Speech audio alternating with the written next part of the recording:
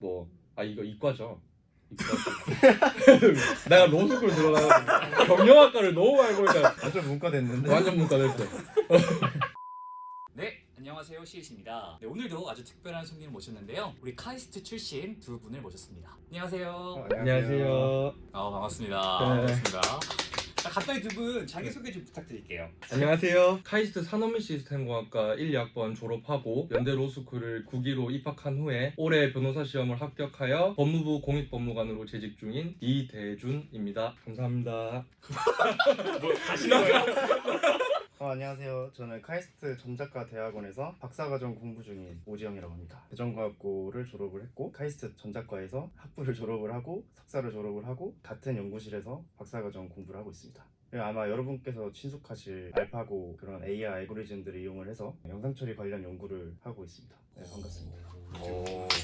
오늘 이렇게 두 분을 모신 이유는 이과 출신 분들 상위 0.1% 이상 분들의 공부법이라든지 생활 습관에 대해서 좀 오늘 여쭤보려고 왔어요. 어려운 주제죠. 되게 어렵죠. 공부를 잘 한다는 좋은 성적을 내는 분들에게 5가지 정도의 특징이 있지 않나. 첫 번째가 자기만의 생활 루틴을 만든다. 그리고 두 번째는 장기적인 목표를 세우되 그 장기적인 목표를 위해서 자기의 현재 상황을 정확하게 진단을 하고 그로 인한 단기적인 계획을 세우고 그 단기적인 계획을 하나씩 성취해 가면서 장기적인 목표로 향해 나간다는 것. 그리고 세 번째는 기본적으로 욕심이 많다는 것. 그리고 네 번째는 엄청 특수한 천재분들을 제외하고는 정리를 잘한다는 것. 그리고 다섯 번째는 공부 시간을 정확하게 확보를 한다는 것. 이렇게 일단 5가지가 크게 있는 것 같고요. 세부적으로 들어가 보면 생활 루틴에 대해서는 제일 중요한 게 나만의 루틴을 찾는 건데 아침형 인간이 되라거나 규칙적인 운동을 하라거나 이런 얘기들을 많이들 해요. 근데 사실 제가 주변에서 이제 공부를 할 때 보면 아침형 인간이냐 아니냐가 중요한 게 아니라 아침에 공부가 잘 되는 사람들은 일찍 일어나서 그 아침을 계속 유지를 해요. 아침 7시에 무조건 일어나서 8시에 학교를 도착해서 커피 한 잔을 무조건 먹고 앉아서 잠시 기사를 본 이후에 공부를 시작한다거나. 근데 애초에 야행성인 분들은 낮 12시에 일어나서 점심 먹고 학교를 와서 그때부터 새벽 한 3, 4시까지 공부를 하고 집에 가는 거예요. 근데 그 루틴을 꾸준히 유지만 하면 되는 거죠. 그러니까 누군가 정해놓은 거를 따라가는 게 아니라 내가 아침형 인간인지 야행성 인간인지를 한번 테스트는 해보시되 본인한테 맞는 걸 선택을 해야 되고. 그 루틴이 좀 깨질 때가 있잖아요. 그쵸. 그런 상황들이 왔을 때 두 분은 좀 어떻게 좀 극복을 하세요? 사람이다 보니까 계속 그 루틴을 맞춰갈 수는 없어요. 아무래도 유혹이 많잖아요. 누구는 TV를 좋아하고 누구는 영화를 좋아하고 술을 좋아하고 고등학생이면 게임을 하고 싶기도 하고. 근데 그것도 이제 루틴으로 만들어야 된다는 거죠. 한 달에 네. 한 번 놀고 한 달에 한 번은 쉬는 시간을 정해놓는다거나 그럼 그 노는 시간을 위해 그 전까지는 내 루틴을 그대로 지키겠다. 이런 루틴들을 좀 정확하게 만드는 게 좋지 않나 라는 생각입니다.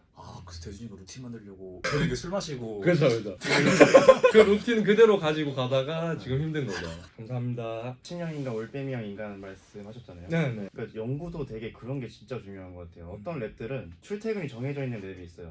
그런 건 진짜 좀 별로 좋지 않는 것 같아요. 저희 연구실 학생들만 보더라도 어떤 분은 이제 새벽형이라서 이제 늦게까지 하고 출근을 낮부터 한다든지, 저 같은 경우는 그게 이제 다음날 너무 힘들기 때문에 보통 한 9시쯤 퇴근을 한다 치면은 다음날에 한 9시 반쯤 좀 나가고 나만의 루틴을 똑같이 지키려고 노력을 하는 편이에요. 근데 또 이게 매일 반복되면 지겹잖아요. 그래가지고 가끔 술 약속이 있으면 좀 늦게 출근할 때도 있는 거고, 그런 날들이 오히려 있어야 스트레스도 해소가 되는 것 같습니다. 두 분은 그러면 학창 시절에 가지고 있던 그런 루틴을 지금까지도 계속 적용이 되는 건가요? 저는 사실 고등학교 때는 어쩔 수 없이 9시까지 수업을 가야 되니 9시에 수업을 시작한다는 걸 기준으로 잡고 루틴을 세웠던 거예요. 제 나름대로. 그러다 보니까 12시에서 1시 사이에 자고 6시에서 7시 사이에 반드시 일어나서 그게 제 생활 패턴이라고 생각을 하고 대학을 들어갔는데 아침 수업이 없으니까 새벽 3, 4시까지 공부하고 자연스럽게 그냥 그 수업이 12시나 1시에 시작을 하면 그 직전에 일어나는 거예요. 저는 아침형 인간이 원래는 아니었던 거죠. 이게 장기적인 루틴과 또 단기적인 루틴이 좀 나눠지는 게 있는 것 같은데, 단기적으로 시험이 로스쿨 준비하는 분들 리트나 편입 시험이나 그런 것들이 있으면 그 단기적인 시험에 다가오기 한 2, 3주 전쯤에는 내 생활 패턴이 그 시험이랑 정확하게 일치를 해야 된다고 생각을 하고 9시부터 6시까지 쭉 이어지는 시험이다. 그러면 한 3주 전부터는 그 시험 스케줄에 맞는 공부를 해야 되는 거죠. 장기적인 내 생활 패턴, 단기적인 생활 패턴을 나눠서 상황에 맞게 패턴을 바꿔줄 필요는 있다 그 생각을 합니다. 좋은 말이다.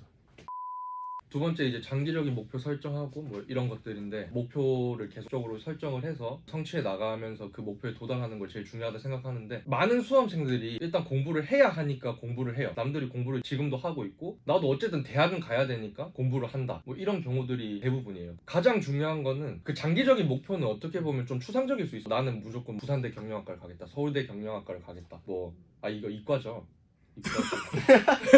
내가 로스쿨 들어가 경영학과를 너무 알고 있다. 완전 문과 됐는데. 완전 문과 됐어.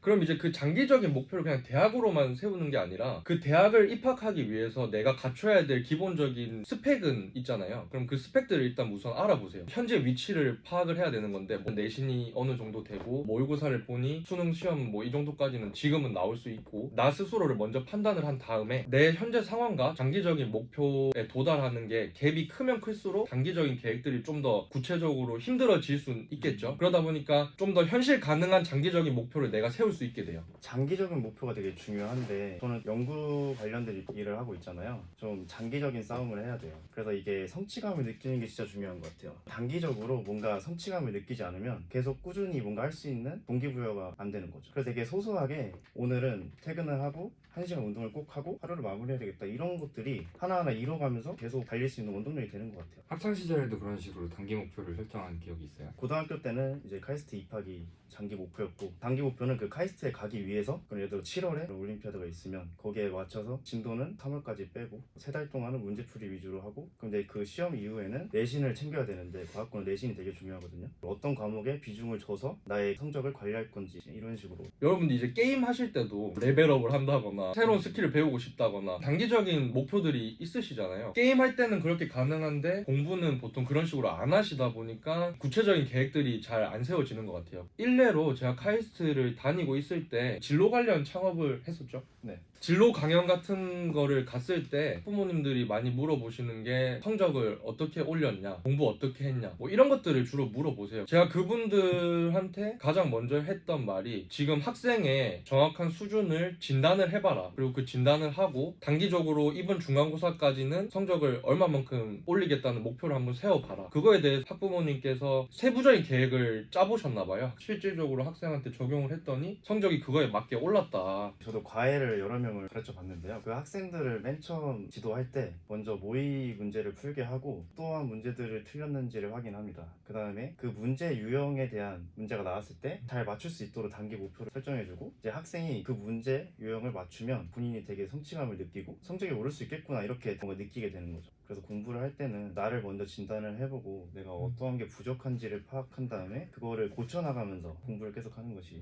되게 중요한 것 같습니다. 목표를 설정을 했는데 못했어. 단기 목표 설정이 사실은 이걸 성취하고 또 나아가는 스텝 바이 스텝으로 나아가는 그쵸. 도약의 단계인데 그걸 못했을 때 어떤 식으로 또 이제 극복해야 되는지. 그 단기적인 목표를 못 이뤘을 때 진짜 노력을 엄청나게 많이 들였는데 못 이룬 건지 아니면 단기적인 목표는 설정했으나 그거에 맞는 스텝 바이 스텝을 내가 안 밟아서 그 계획을 성취를 못했는 건지를 일단 우선적으로 판단을 해야 돼요. 두 번째의 경우면 다시 최선의 노력을 해야 되는 게 맞는 것 같고 내가 진짜 노력을 많이 했는데도 불구하고 이 계획을 성취를 못했다. 그럼 이제 두 가지의 케이스가 나뉠 수 있죠. 또 단기적인 계획을 너무 높이 잡아서 거기에 도달하지 못한 경우에는 계획을 설정하는 방법을 그때부터 배우면 돼요. 왜냐면 본인은 느끼는 게 있을 거예요. 아 내가 진짜 이렇게 많이 노력을 했더니 내가 처음 세운 계획에는 도달하지 못했어도 여기까지는 성취가 이루어지는구나 라는 걸 느낄 수가 있으니까 그 다음 계획을 세울 때 발판으로 삼아서 계획을 세우고 또 다른 성취를 얻으면 되는 것 같고 아니면 그런 게 아닌데도 내가 노력을 했는데도 불구하고 성취가 안 된 경우가 있을 텐데 이건 어떻게 하지? 답이 없는 거죠. 아시는 분은 댓글 달아주세요. 정말 그런 분이 계시다면 제가 도와드리겠습니다.